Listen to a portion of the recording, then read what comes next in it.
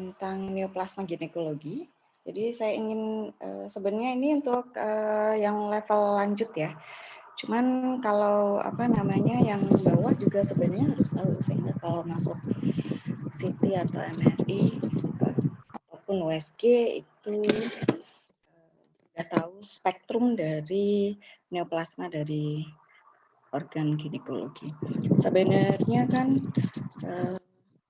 neoplasma ginekologi itu nggak cuma CA ovarium, kemudian CA cervix, ovarium dan uterus saja, tetapi juga ada banyak yang lain.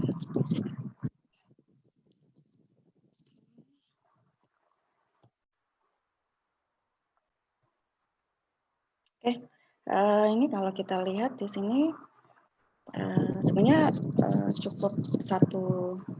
Ini sinyal saya putus-putus ya?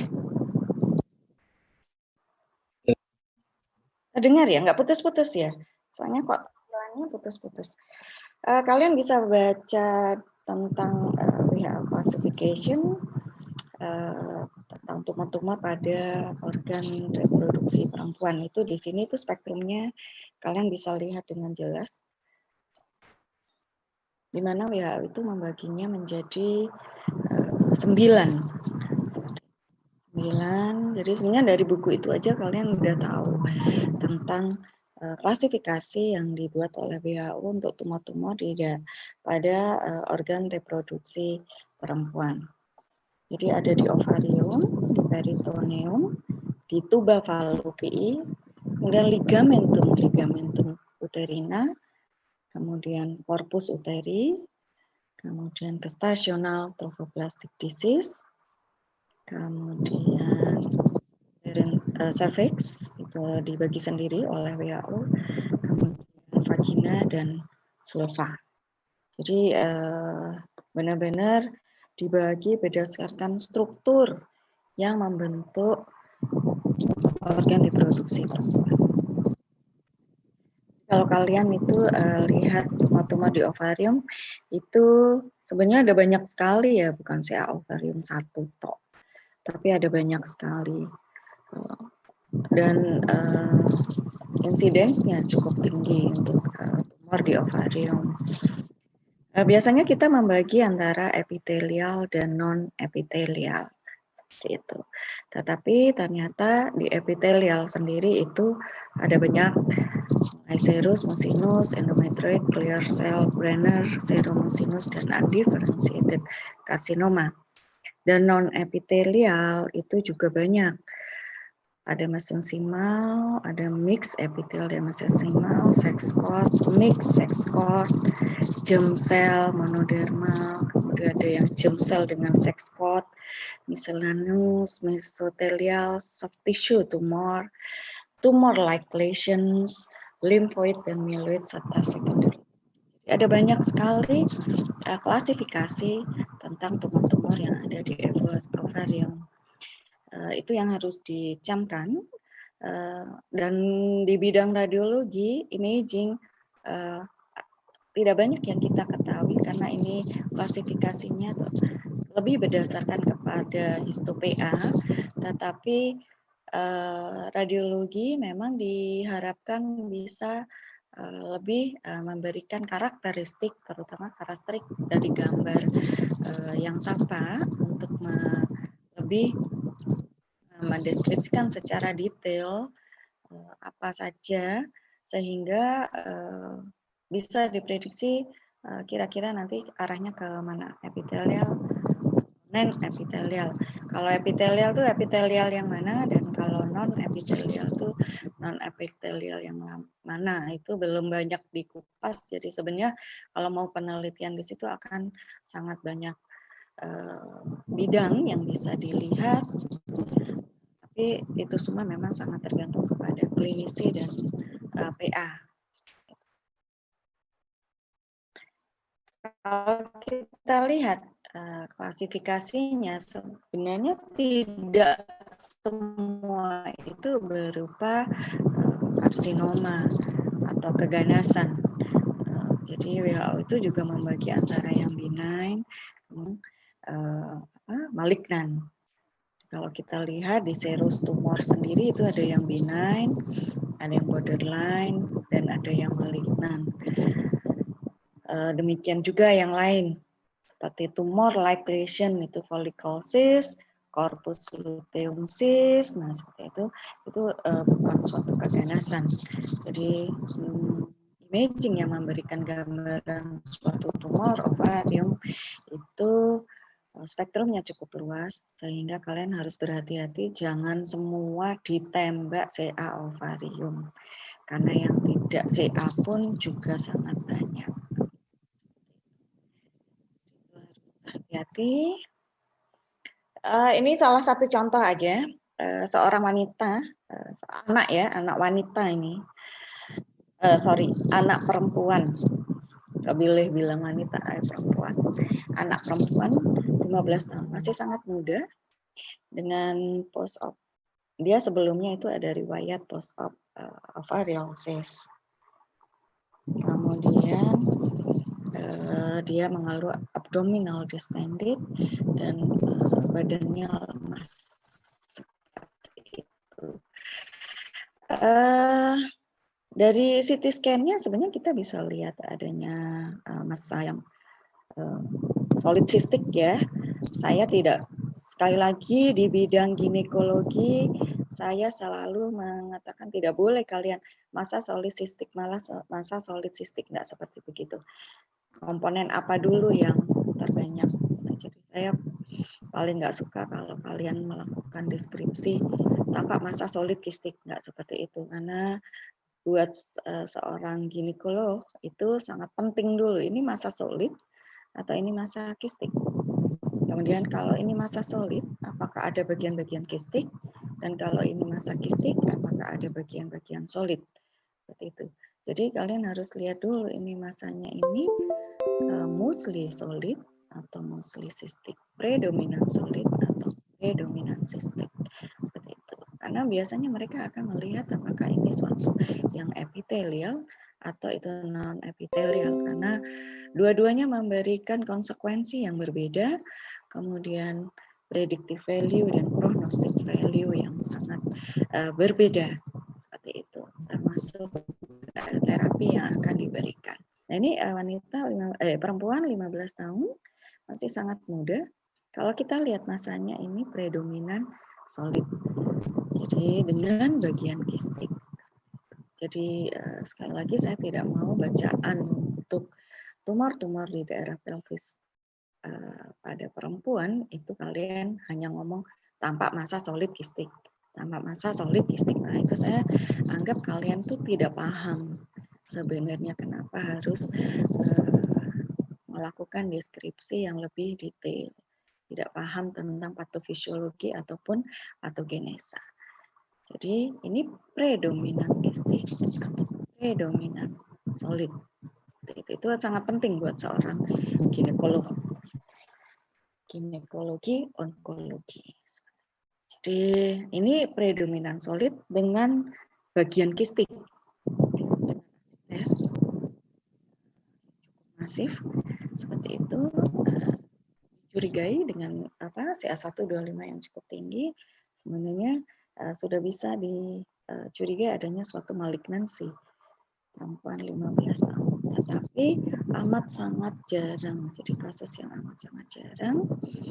Memang saya ambil di kebetulan bimbingan saya fellow di rumah sakit apa itu ya, Solo itu rumah sakit apa ya namanya?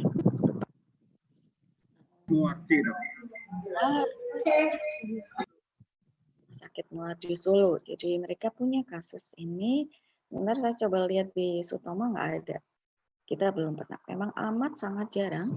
Tetapi kalian harus aware ketika seorang perempuan usia sangat muda, kemudian memberikan gambaran yang curiga malignansi, pikirkan suatu small cell carcinoma. Cuman kalau small cell carcinoma itu biasanya ditandai dengan tanda suatu hiperkalsemi. Jadi ada tanda-tanda yang mengarah suatu hiperkalsemia.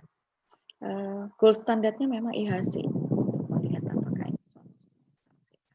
Tapi khas pada pasien yang seperti ini tuh ada tanda-tanda fatigue, letargi, kemudian polydipsia, yaitu tanda-tanda suatu hiperkalsemia, poliuri. Ada 2, tapi sebagian besar memberikan tanda seperti ini. Ada juga yang tidak. Tetapi kalian harus paham, hati-hati apakah ada kemungkinan suatu small cell carcinoma, karena small cell carcinoma ini prognosenya sangat buruk ya, sangat buruk sekali, dan anak ini akhirnya meninggal karena memang tindakan dan terapinya tidak mudah. Kemudian WHO mengklasifikasikan tumor-tumor yang berada di peritoneum. Jadi kalau itu tidak ada di uterus, tidak ada di ovarium, pikirkan klasifikasi yang lain. Apakah itu di peritoneum? Kalau kita lihat di sini, apa aja sih kalau kita yang di peritoneum itu? Jadi mulai dari yang, sekali lagi mulai dari yang benign sampai ke malignan itu juga bisa masuk di dalam klasifikasi dari. Nah ini, jadi kalau kita lihat lagi, di sini ada endometriosis.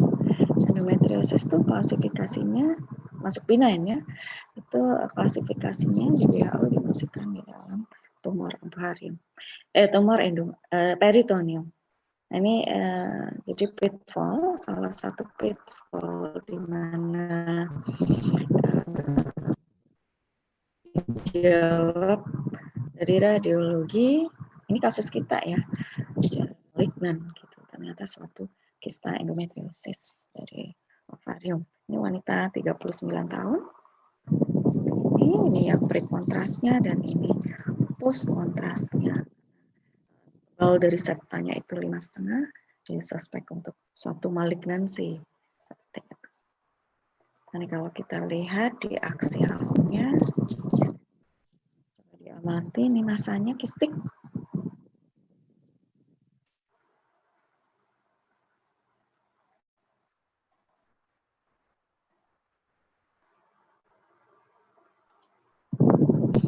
Kistik, tidak ada bagian solid. Memang ada septa di sini. Oke, kalau kita lihat sagitalnya,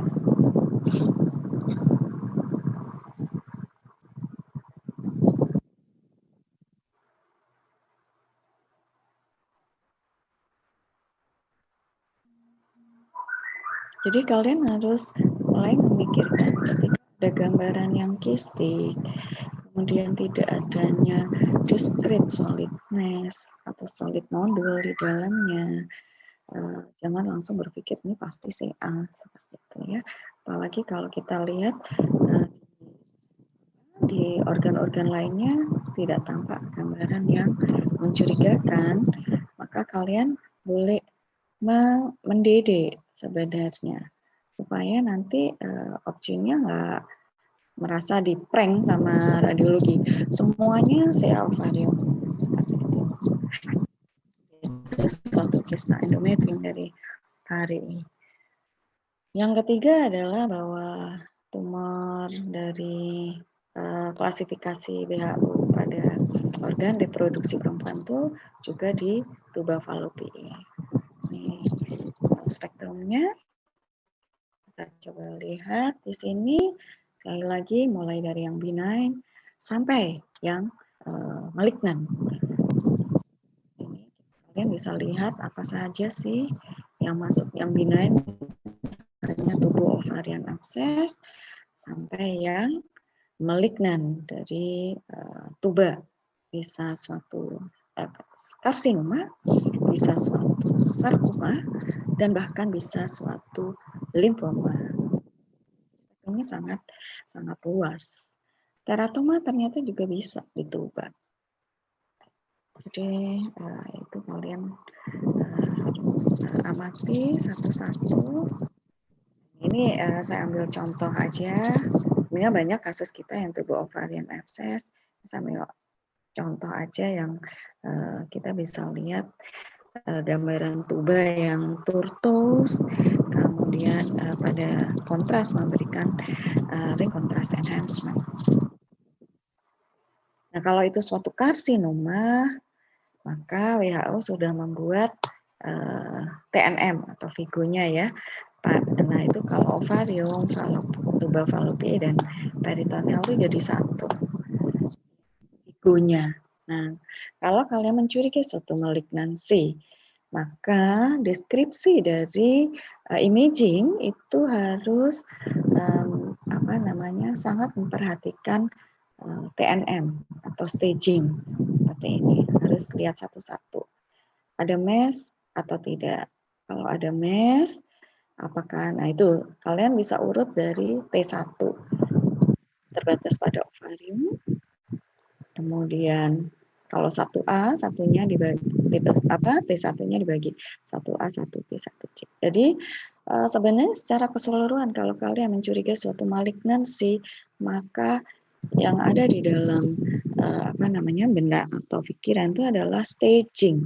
Jangan melakukan deskripsi di luar staging karena itu useless, tidak berguna. Seperti itu.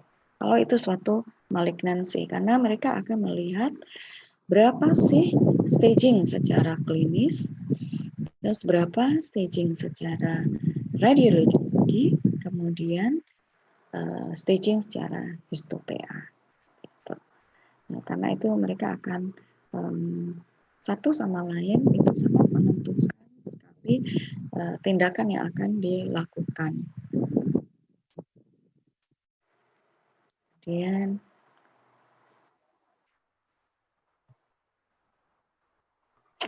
macet ya. Oke. Nah, sekarang kita lihat klasifikasi pada ligamen-ligamen. Jadi kalian jangan berpikir suatu uterus atau ovarium itu berdiri sendiri tanpa ada jaringan pengikatnya terhadap rongga pelvis seperti itu. Itu ada ligamentum-ligamentum dan itu harus kalian tahu mana sih round ligament, mana itu broad ligament, mana itu ovarium yang ligamentum yang mengikat ovarium itu di mana, lokasinya bagaimana, secara imaging lokasinya dari mana ke mana itu harus tahu. Kalau kita lihat, karena dari ligamentum itu sendiri itu juga bisa muncul tumor-tumor, baik yang benign maupun yang malignan, baik yang karsinoma ataupun sarkoma, dan bisa malignan yang primer atau malignan yang sekunder. Nah, ini kalian bisa lihat, misalnya ada miom, ini benign nih, miom. Nah, miomnya ini bisa subserus, bisa intramural, bisa submukus, tetapi bisa juga berasal dari ligamentum. Ini kita bisa lihat kalau di scan di broad ligament, tapi di CT-nya ini kita bisa perkirakan berada di round ligament. Oke, kemudian kita lihat klasifikasi untuk tumor-tumor yang berada di korpus. Nah, ini kita bisa lihat ada banyak sekali ya. Jadi CA korpus tuh tumor korpus itu banyak. Mulai dari miom, yang karsinoma, limfoma, mulai dari yang sampai endometrial karsinoma itu yang penting. Susah sekali ternyata kemarin ada kasus yang susah itu kalau kita melakukannya memang harus benar-benar berdasarkan protokol dari ginekologi. untuk bisa melihat apakah ini suatu massa yang berasal dari origin yang mana, itu tidak gampang. Originnya di mana dulu? Apakah ini dari myometrium atau ini berasal dari endometrium? Nah, itu ternyata tidak mudah. Ya, nah seperti ini. Ini massa yang berasal dari uterus, itu kelihatan sekali ya. Jadi jangan terus kalau lihat ada massa solid kistik ini semua ditembak sebagai sel ovarium. Ini kalau kita lihat ini suatu massa yang berasal dari uterus jelas sekali karena ya mengikuti kontur dari uterus dan memberikan enhancement yang sama dengan uterus. Dari operasi ini adalah suatu intramural cystic degeneration dari suatu mioma. Jadi cystic degeneration dari suatu intramural mioma, leiomyoma. Tapi kalau kita nggak tahu spektrumnya, itu bisa ditembak sebagai CA ovarium. Nah, WHO sendiri itu memberikan staging sendiri untuk CA corpus. Ya, jadi kalian harus tahu jangan pakai staging yang berasal dari yang lain. Jadi WHO ada sendiri TNM-nya. Corpus dan endometrium.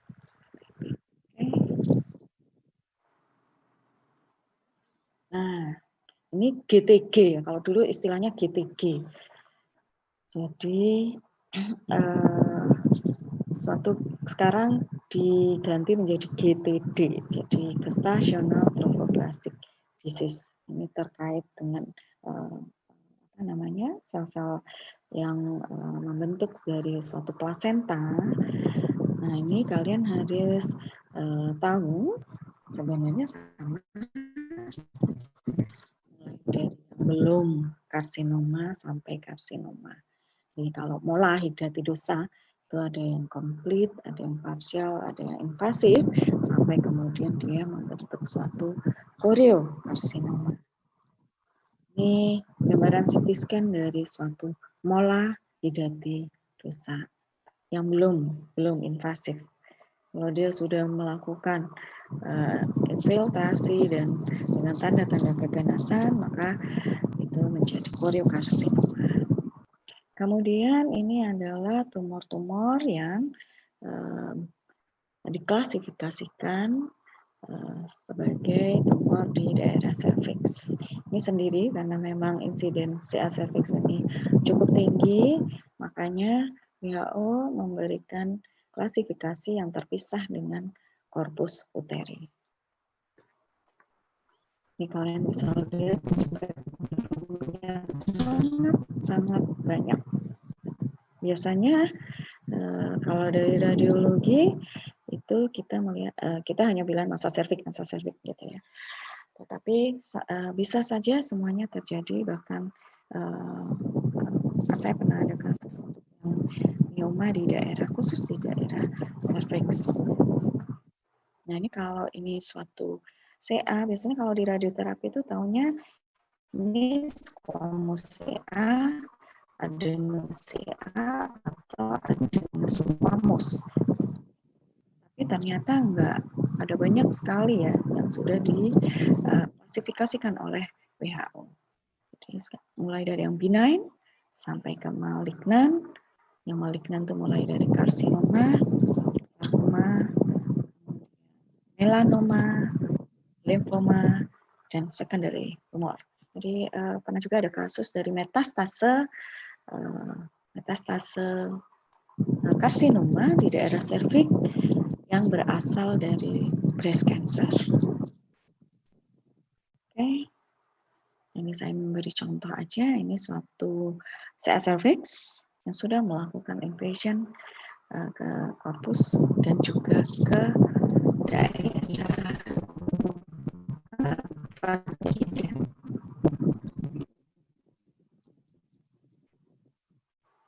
Ini figunya tersendiri. Jadi TNM berdasarkan figunya dia sendiri.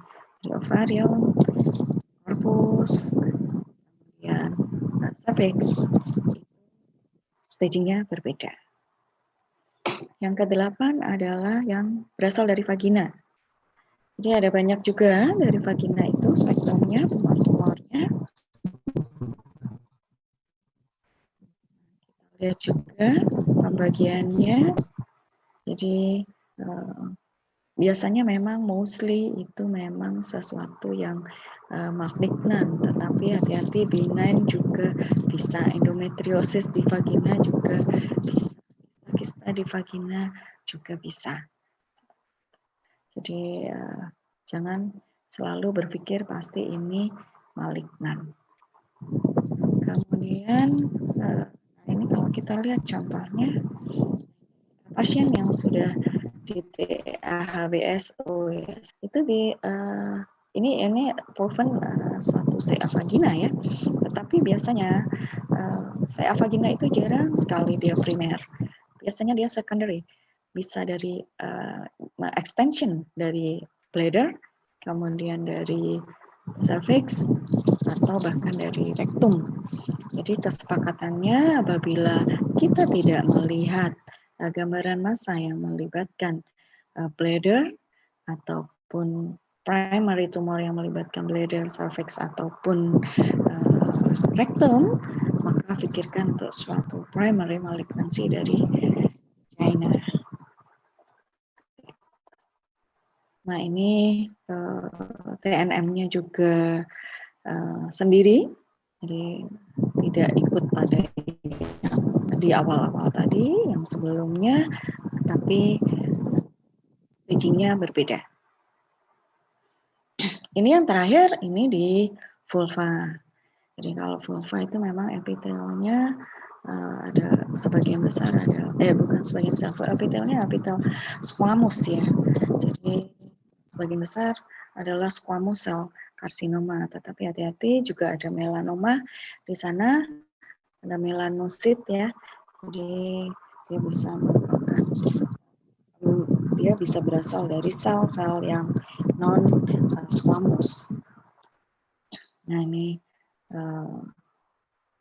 pembagiannya, ya tidak, sekali lagi tidak semuanya malignan, juga benign. Stagingnya apabila ini suatu malignansi, nah ini juga berbeda.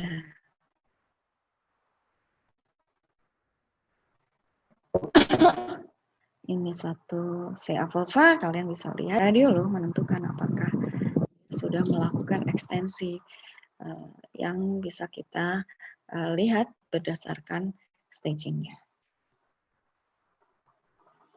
Kita masuk ke ovarian cancer. Ini saya pilih ovarian cancer.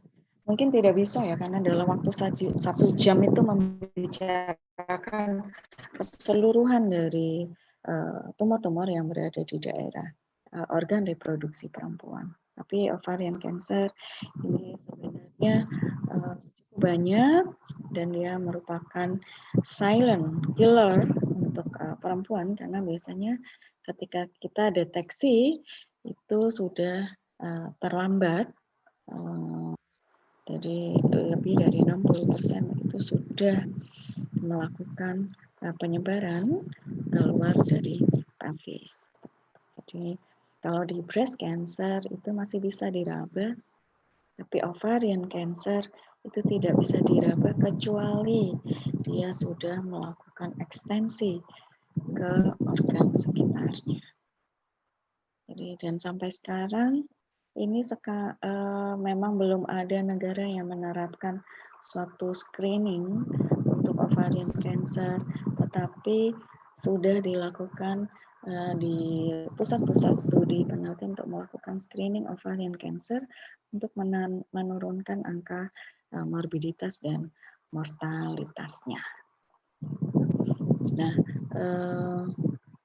sekali lagi ini the most lethal untuk cancer di daerah pelvis, dan biasanya seorang ginekolog itu akan melakukan stagingnya secara surgical untuk melihat baik untuk diagnostik apakah ini memang benar, originnya dari mana, dan untuk menentukan terapi selanjutnya.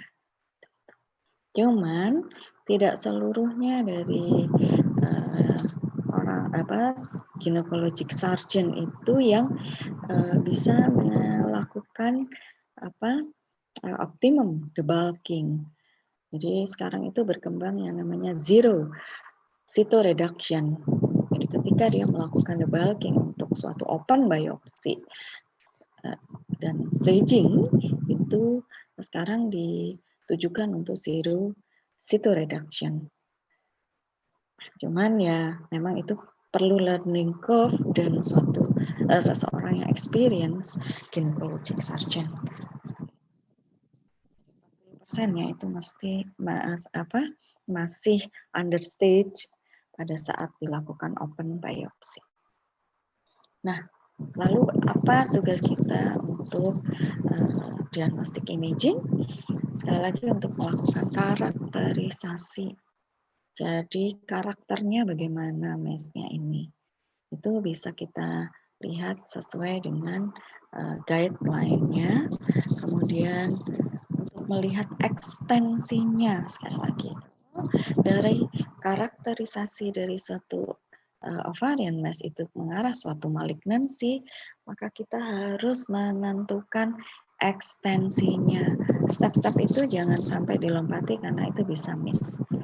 Dan kemudian memberikan informasi kepada klinisi apakah ini resectable atau tidak. Kalau dia resectable, maka biasanya klinisi akan bisa mencapai suatu zero cytoreduction. Tetapi kalau dia ternyata sudah melakukan infiltrasi keluar, nah itu tugas radiologi yang memberikan informasi kepada ginekologis, hati-hati ya. Mungkin perlu join up dengan urologi atau dengan digestif. Karena gambarannya memberikan tanda-tanda suatu infiltrasi ke organ-organ sekitar. Dan kalau itu sudah dilakukan terapi, sekali lagi tantangan saat ini buat seorang radiologis itu adalah menentukan respon dari terapi yang sudah diberikan. Dan itu tidak mudah, gitu. Apalagi kalau itu hanya mengandalkan anatomical dan tidak melihat pada functional. Jadi sekarang berkembang biomolecular imaging, itu lebih untuk melihat function. Apakah dia melakukan uptake, apakah dia melakukan enhancement, seperti itu. Bagaimana advance imaging-nya, seperti itu untuk melihat apakah respon dari terapinya itu respon atau partial respon atau unrespon atau progressive disease. Nah ini kenapa itu penting ya untuk kita untuk memberikan karakterisasi dari suatu ovarian mass yang malignan itu karena berbeda. Kalau terapi dan tindakan atau terapi yang akan diberikan dan itu sangat-sangat menentukan prognosenya. Jadi high grade serous ovarian cancer itu poor. Di sini hanya high grade, low grade, mucinous, endometrial, clear cell. Tidak memasukkan yang small cell yang tadi saya bilang tadi karena yang itu sangat-sangat poor prognosis. Tapi ada yang good seperti mucinous dan endometrioid ovarian cancer itu bagus prognosenya sehingga kita bisa sebenarnya memberikan karakterisasi yang lebih diskret dan itu sekarang ada beberapa yang sudah melakukan penelitian ya Dr. Elwin ya untuk melihat untuk karakterisasi dari ya dokter. Ya, sudah selesai belum penelitiannya? Masih sementara diolah dokter. Mungkin bisa sedikit diinformasikan dari apa yang sudah dilihat oleh Dr. Elvin untuk karakterisasi dari ovarian. Ovarian cancer ya, betul ya, Dr. Elvin ya? TB abdomen dokter, yang ovarian itu Mbak Dr. Puspita dokter. Sorry, maaf. Saya rancu banget. Soalnya ini satu pohon nih banyak orang. Puspita, oke. Dr. Puspita bisa kasih komen. Siap, dokter.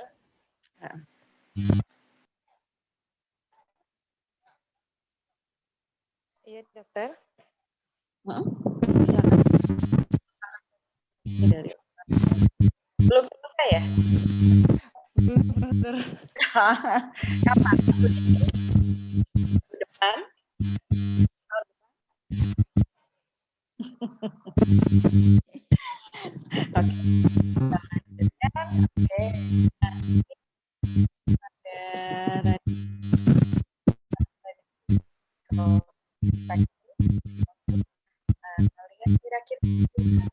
Oke, Dokter Puspita bisa dengar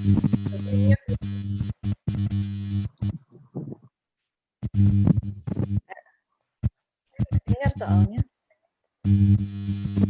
Atau saya lanjutkan aja ya.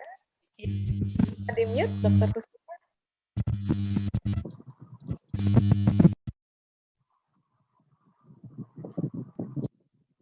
Oke, ya ini.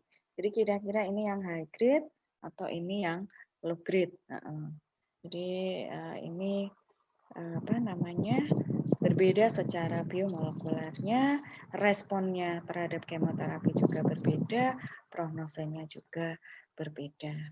Seperti ini. Nah, dikatakan kalau tipikal untuk yang high grade serous ovarian cancer itu ada tanda-tanda dari diffuse peritoneal dissemination, usually presenting with large amounts of ascites. Kemudian ada peritoneal deposit throughout the abdominal cavity. Jadi memang kita bisa melihat secondary sign yang sangat full blown. Itu kita mungkin bisa berpikir hati-hati, ini mungkin objeknya mungkin tidak punya window untuk melakukan biopsi atau dia tidak ingin melakukan suatu open biopsi, maka biasanya dia akan menanyakan kepada radiolog, ini karakternya kira-kira yang mana ya? Instead of kamu hanya mengatakan ini suatu ovarian cancer, supporting untuk suatu ovarian cancer, tetapi mungkin bisa diberikan note bahwa kemungkinan memberikan karakternya ini ke arah yang high grade. Seperti itu. Oke, ini salah satu gambaran dari suatu high grade serous ovarian cancer. Kita bisa lihat ya, suatu peritoneal carcinomatosis yang cukup full blown di seluruh abdomen. Nah, ini kalau yang low grade, nah ini gambarannya kita masih bisa lihat ascites, tetapi sangat minimal. Ini proven, ini suatu low grade. Ini, nah, ini gambarannya sudah. Ini juga, ya ini lupa saya, sorry. Ini kok jadi, sorry, ini kok saya jadi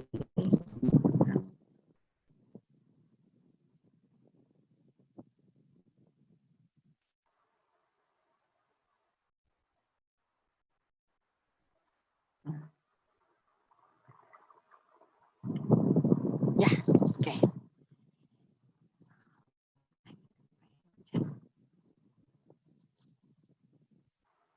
Nah ini masa ini juga cukup cantik. Nah, kita lihat tidak ada secondary sign. Nggak cantik sih buat anak orangnya ya, tapi imagingnya tidak memberikan gambaran yang scary. Sorry, ini macet ya. Nah, jadi ini proven suatu low grade. Jadi,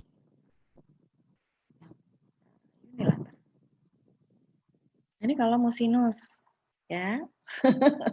Susah ya bedainnya ya untuk yang serus sama yang serus sama yang sinus. Tapi di center kalau nggak salah di UGM itu sudah melakukan penelitian tentang whole sweet unit dari serus dan sinus. Di sini kemarin saya lakukan penelitian tuh ternyata tidak signifikan untuk kita lihat whole sweet unitnya. Tapi itu yang harus harus diteliti lebih dalam lagi karena ini terkait dengan protokol dari imaging yang kita lakukan. Jadi sebenarnya penilaian non-sweet unit itu harusnya dilakukan pada fase yang mana sehingga karena kalau di Gajah Mada itu signifikan hasilnya untuk melihat apakah ini suatu ke arah serus atau musinus. Ginekologi sendiri di Sutomo sudah mencoba untuk melakukan diferensiasi dari suatu serus atau musinus. Jadi mungkin ada yang tertarik bisa melakukan yang lebih lanjut. Ini suatu endometrioid carcinoma dikatakan. Ya, walaupun ada ASI-tes minimal good prognosis. Ini suatu clear cell carcinoma, ini juga susah ya. Ini memang nggak mudah, tapi ya itu challenge untuk seorang radiologis. Nah, bagaimana dia bisa melakukan deskripsi lebih detail. Nah, imaging modalities itu yaitu menentukan staging untuk ovarian cancer sebelum dan sesudah initial treatment. Tetapi sekali lagi seringkali imaging tidak bisa melakukan deteksi ketika mass-nya itu sangat-sangat kecil. Seperti itu. Jadi sampai saat ini dikatakan no imaging method for screening. Tapi buat mungkin berapa tahun ke depan bisa saja ditemukan. Itu ditemukan oleh salah satu PPDS radiologi bisa saja. Tidak ada yang tidak mungkin di dunia ini, gitu ya. Jadi yang paling penting untuk kita pikirkan suatu ovarian cancer itu hati-hati pada genetic profile dan serum marker. Oke, ini perempuan 54 tahun. Nah ini juga cukup diffuse. Nah ini hati-hati pada saat penentuan metal liver ya.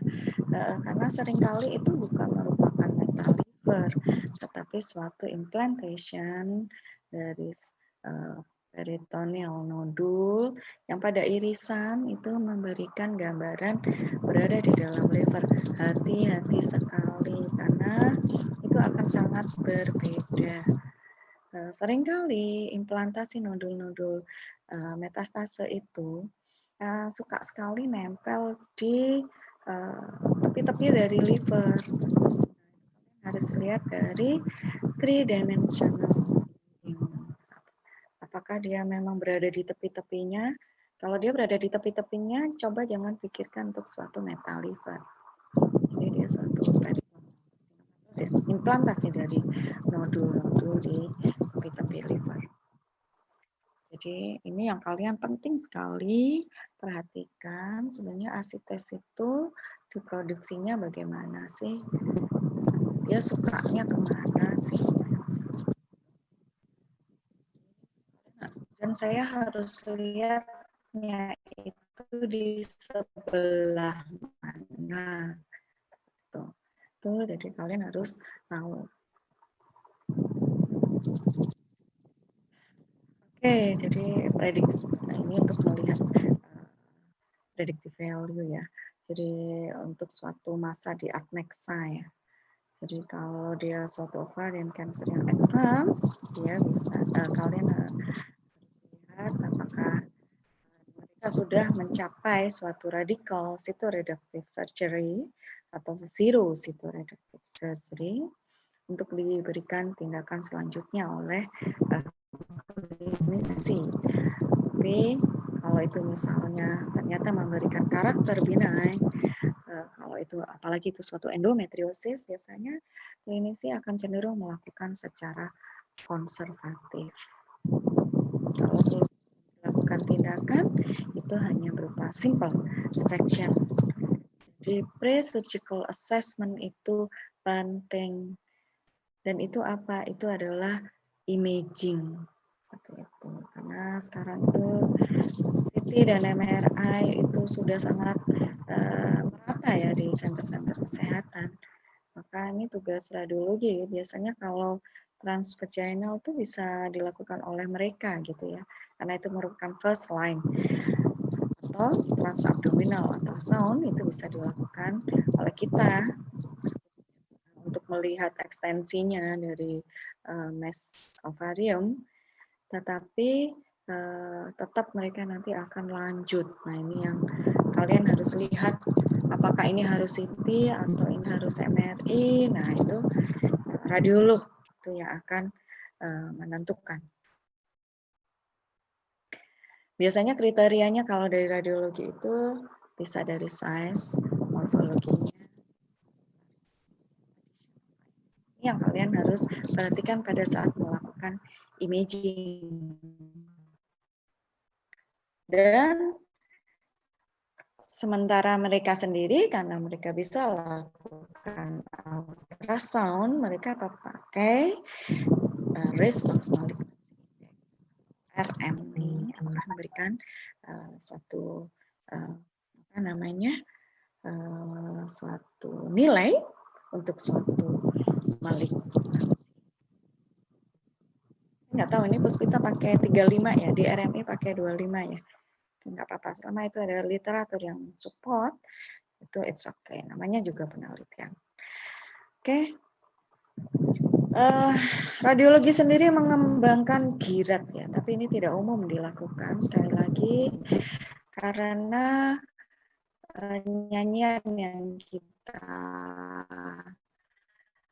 sebenarnya mirip-mirip aja dengan MRI, tetapi seringkali apa namanya girat ini tidak dipahami orang suka memakai yang apa namanya iota atau Figo seperti itu, tapi kalian bisa melihat definisi girat seperti itu apabila itu ditanya. Maksudnya nggak terlalu beda-beda banget.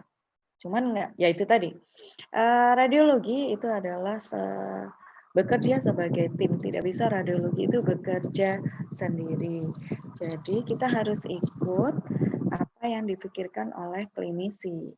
Jadi kalau kita bilang clinical radiologist, maka memang kita berpikirnya juga harus mempertimbangkan apa yang dipikirkan oleh klinisi yang merujuk kepada kita. Jadi kalau itu sebuah orkestra gitu,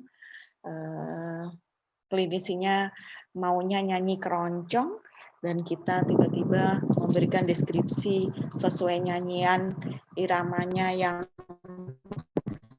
misalnya rock gitu, nggak paham klinisinya karena saya tidak terbiasa dengan irama yang rock gitu, karena kita iramanya keroncong. Atau sebaliknya, saya sudah biasa irama jazz dan kita bermain dengan irama pop seperti itu. Jadi sekali lagi radiologi harus sangat-sangat memperhatikan apa yang ingin dikomunikasikan oleh klinisi. Jadi jangan bermain sendiri, baca-baca sendiri. Nanti ini saya sebagai KPS sudah mendapatkan komplain bolak-balik dari radiolog yang saya nggak tahu nih, kebetulan radiolognya adalah alumni dari kita sehingga komplainnya ke saya. Yaitu tadi klinisinya nyanyi A, radiolognya nyanyinya C. Dia nggak mau lihat klinis. Padahal klinisnya amat sangat tidak cocok. Kemudian ketika di proven itu radiologi salah, dan ahli radiologinya bilang, Ya, saya kan membaca sesuai kompetensi. Nah, itu. Nah, kalau salah itu artinya nggak kompeten gitu. Saya juga cukup malu juga ya, karena itu sampai ke meja saya.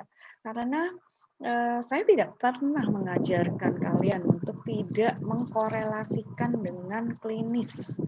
Korelasi klinis harus benar-benar kalian pegang. Dan ketika itu kalian salah, itu harus gentle mengatakan, oke, diagnosa saya meleset. Ini pitfall karena tidak sesuai dengan misalnya alur atau guideline atau role dari imaging dari kita. Itu harus diakui karena sekali lagi bahwa radiologi itu not 100% benar seperti itu. Tapi kalian harus gentle dan untuk itu bisa oke, saya akan itu pitfall feedback kepada kita bahwa saya harus mulai untuk memperbaiki. Tapi jangan belum apa-apa dikomplain ini loh hasilnya ternyata begini terus kalian ya kan sesuai kompetensi seperti itu. Nah itu jawabannya seperti itu. Saya pikir saya belum pernah mengajarkan anak-anak saya untuk tidak mengkorelasikan klinis dan kemudian ketika komite medik menanyakan kalian langsung ngomong ya sesuai kompetensi. Oh enggak pernah. Itu artinya kalian tidak kompeten seperti itu. Bilang sesuai kompetensi. Saya nggak ngerti itu bahasa dari mana. Seperti itu. Jadi mohon ya kalian kalau nanti lulus coba tolong tidak membuat istilah-istilah sendiri yang tidak diajarkan di institusi pendidikan. Oke, waduh ini kurang 5 menit ya. Ya memang sangat banyak sekali sebenarnya yang ingin disampaikan ya. Tapi ya ada apa-apa, next time nanti bisa dilanjut lagi.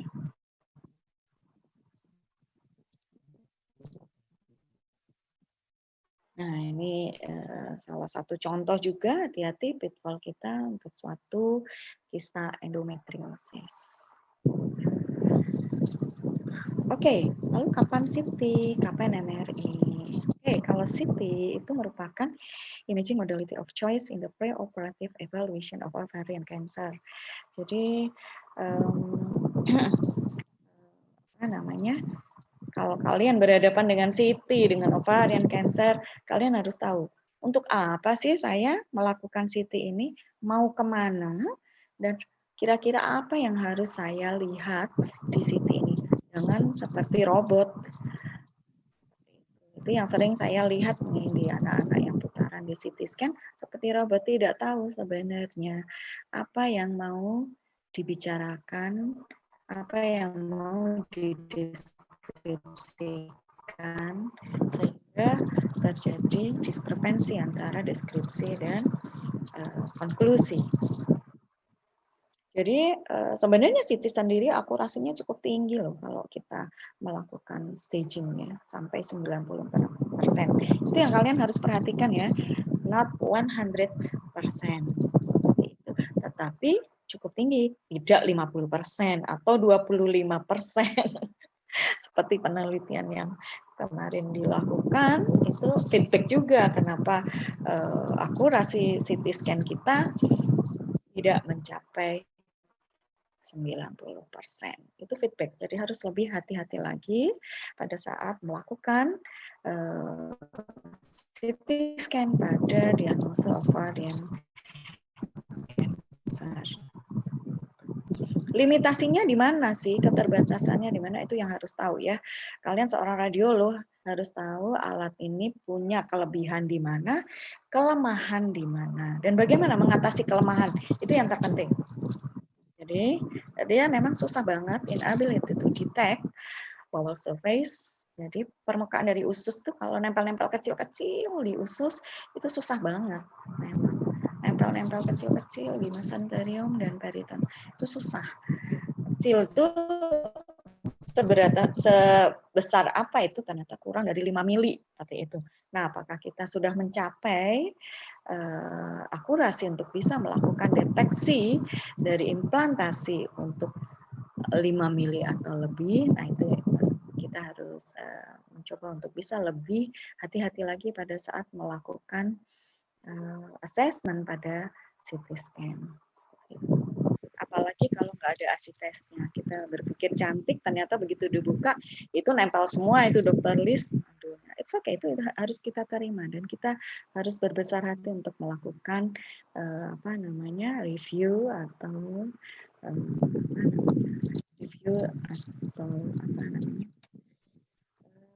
melihat lagi dari di workstation untuk lebih menajamkan diagnosa seperti itu. Jangan terus marah seperti itu karena nggak suka-suka klinisi bilang kita nggak ngasih feedback tuh takut radiologinya marah kalau salah.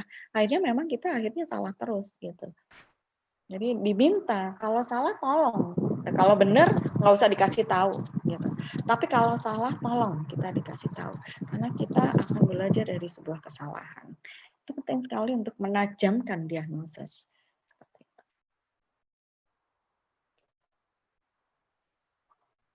Nah ini kita akan lihat ya kalau CT scan itu hati-hati karena dia memberikan radiasi. Nah, itu radiasinya kita harus berhitung di sana. Dan biasanya kalau ini suatu advance itu memang biasanya ya itu tadi ini sudah rutin kita lakukan ya untuk chest ya karena timnya udah jalan. Oke. Nah ini kalau MRI, nah ini kalau di ESUR sendiri di Eropa, MRI itu ada di semua center pendidikan, center rumah sakit, hal yang mudah seperti itu karena disupport oleh government dan free untuk pasien masuk dalam insurance sehingga mereka sangat amat mudah untuk melakukan pemeriksaan MRI. Tapi di tempat kita masih cukup mahal dan belum, saya nggak tahu itu apakah masuk BPJS atau enggak. Nah, kalian harus tahu limitasinya. Ini udah jam 8.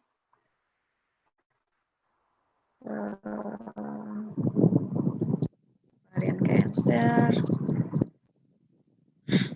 Oke, ini suatu multidisiplin tim ya. Ini harus, kalau bisa kalian nanti kalau berada di sebuah center pelayanan kesehatan, kalian harus melibatkan diri di dalam center dalam suatu multidisiplin tim. Itu sebenarnya suatu keharusan atau suatu kewajiban karena kita seorang radiologis. Di beberapa center yang pernah saya kunjungi, radiologis itu menjadi jenderalnya. Dia yang memimpin rapat dan dia yang menentukan tindakannya harus begini ya, harus begitu seperti itu. Tapi di tempat kita masih belum. Kedepannya itu harus menjadi sebuah sebuah cita-cita bahwa kita yang memahami betul tentang klinisi sehingga yang memahami tentang klinis pasien dan imaging sehingga klinisinya waduh seneng nih kalau sama radiolog ini nih dia kuasai sehingga saya tinggal gimana dokter, misalnya dokter Puspita gimana dokter Puspita, oke buka dok open biopsi atau jangan buka dok, ini seperti itu klinisinya seneng banget karena itu akan mengurangi beban dari dia. Mungkin itu dulu yang saya ingin sampaikan. Sebenarnya ada banyak dari tumor-tumor di daerah organ reproduksi perempuan yang prosentasenya cukup tinggi. Kita bisa start di morning report. Oke, saya akhiri dulu. Wassalamualaikum.